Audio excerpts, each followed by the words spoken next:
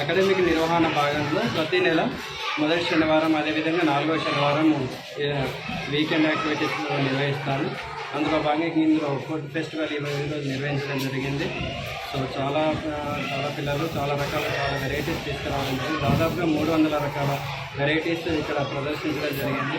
So ఈ ప్రదర్శనలో ప్రతి పిల్లవాడు అదేవిధంగా వీలైన పేరెంట్స్ అందరూ కూడా పాల్గొని ఈ కార్యక్రమాన్ని విజయవంతం చేశారు.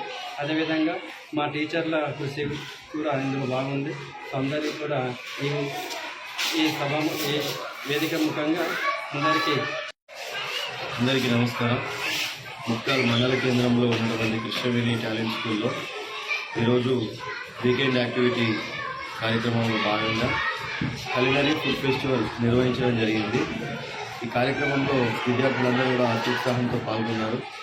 వాళ్ళు హోమ్మేడ్ ఇళ్లల్లో వాళ్ళ తల్లిదండ్రుల సహాయంతో వాళ్ళే సొంతంగా ఫుడ్ ప్రిపేర్ చేసుకుని వచ్చి ఇక్కడ ఎగ్జిబిషన్ చేయడం జరిగింది. So different types of food అనేది ఇక్కడ వాళ్ళు ఎగ్జిబిట్ చేశారు.